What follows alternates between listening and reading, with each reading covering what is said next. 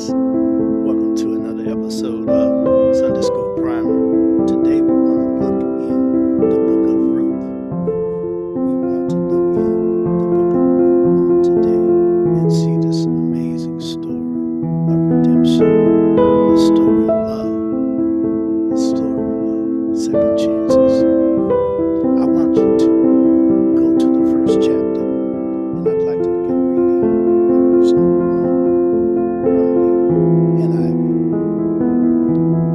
In the days when the judges ruled, there was a famine in the land. So a man from Bethlehem in Judea, together with his wife and 2 sons, went to live for a while in the country of Moab.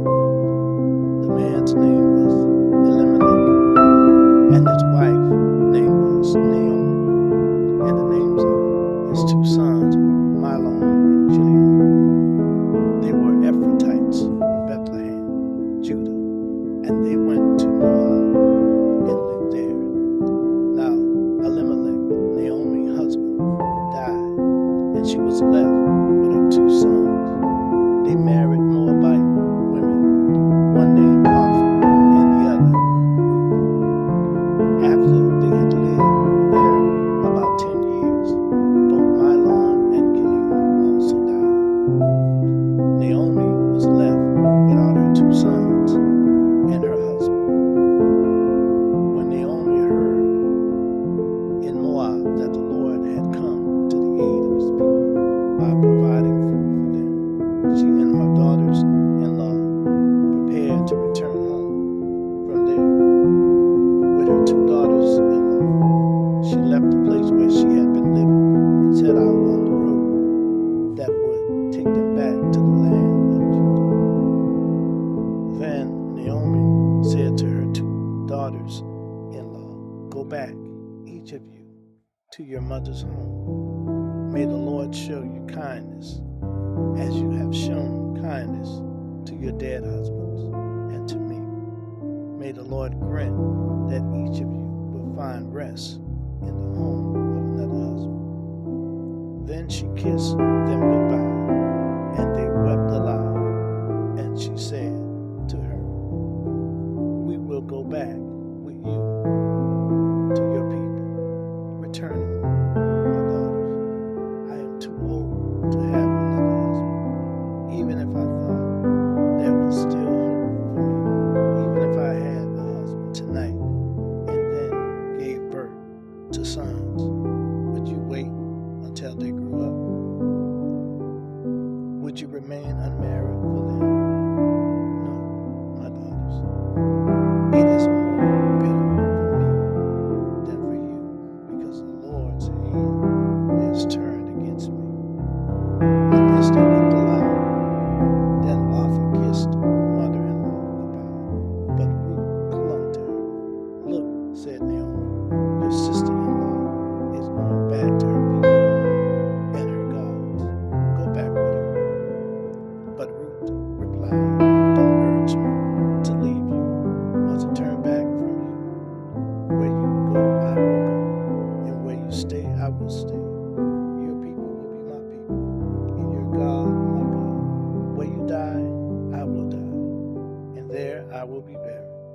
May the Lord deal with me, be it ever so severely, if even death separate you and me."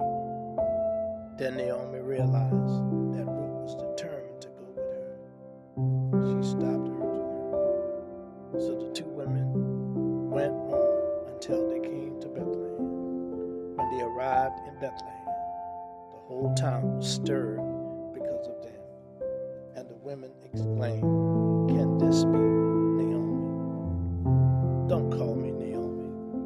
Call me Myra, because the Almighty has made my life very bitter."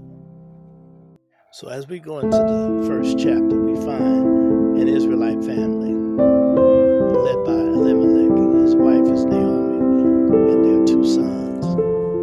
They leave their home in Bethlehem.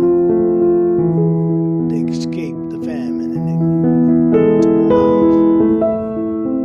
But when they get there,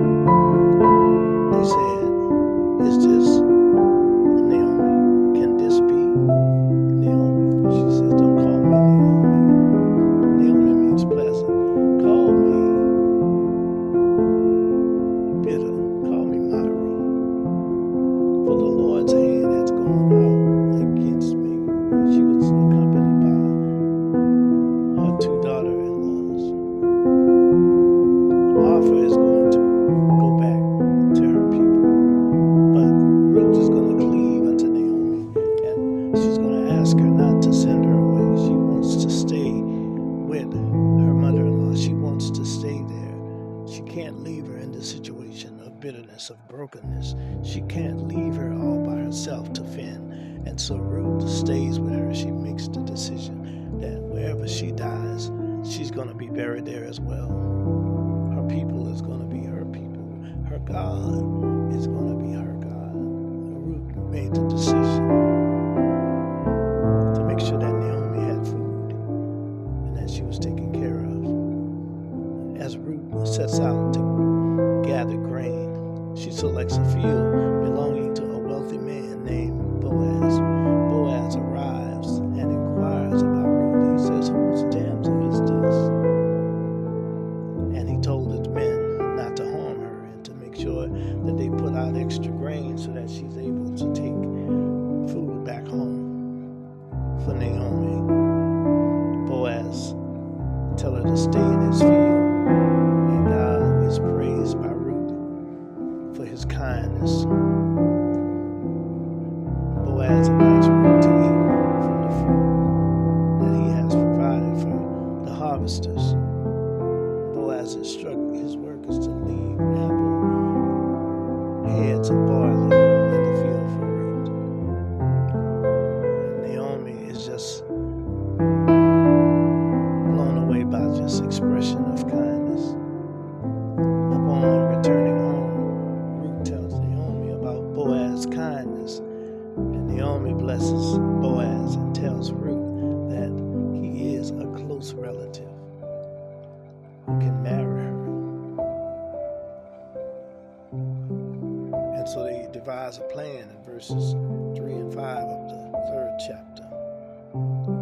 Desiring to provide a home for Ruth, Naomi gives Ruth some instructions for presenting herself as a potential spouse for Boaz. She sends Ruth to find Boaz at the threshing floor. Ruth is to wait until Boaz finishes his meal and lies down, and then she is to lie at his feet. In the middle of the night, a startled Boaz awakes to find Ruth lying at his feet. She then asks him to perform his duties as her family would do. And basically, she proposed to him. She asked that he would marry her. Boaz explains to Ruth that there's another man more closely related to her than he is. If that relative won't marry her, he says that he will. Boaz requests that Ruth stay until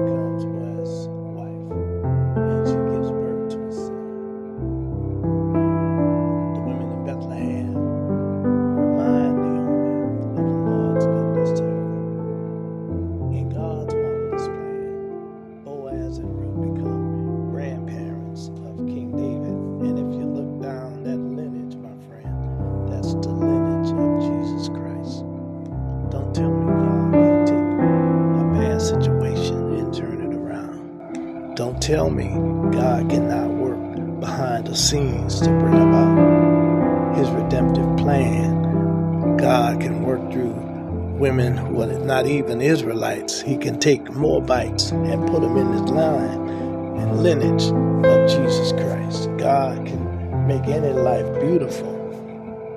After all, he has created all of us. God can bring good out of a bad situation. You might see disaster, but I can see deliverance. You might see that the story starts off in tragedy, but you can also see the story ends in triumph. That's the kind of God that we serve. Oh, my friend, go back and read the book of Ruth. You're going to learn so much more about God. Through Naomi, you learn that her name means pleasant. She changed her name to Myra, which means bitter. She begins the book empty and hopeless and ends the book renewed and with a new son. Ruth, her name means friendship. She's a young Moabite woman. She's a young Moabite widow. By faith, she leaves her country, her people, and God to follow Naomi and her God. She is listed in Jesus' genealogy in Matthew chapter 1, verse 5. And then finally, Boaz probably means in him is strength. He was old, he was wealthy, he was related to Naomi. He was an upright man, and he was concerned about the welfare of Naomi. He was generous to Ruth, and later would marry her and would become an ancestor of Jesus Christ. God can take a bad situation and bring good out of it. So go back and read the 4 chapters of the book of Ruth. What you'll find in the first chapter is that there is grief. In the second chapter, you see loneliness. In the third chapter, you find companionship. And then in the 4th chapter, you find rejoicing. If you need a key verse, it's going to be found in the 1st chapter, verse 16, the 3rd chapter, verses 11 through 12. This is an awesome book. And I ask that you would go back and read it. Well, that is our lesson for today. I hope that this Bible study will help you to teach God's people on Sunday as you teach Sunday school. I ask that you would continue to study your lesson, then go back and read for yourself those pages and be blessed again as we endeavor to rightly divide the word of truth. Well, that's our lesson for today. May God bless you. May God keep you is my prayer.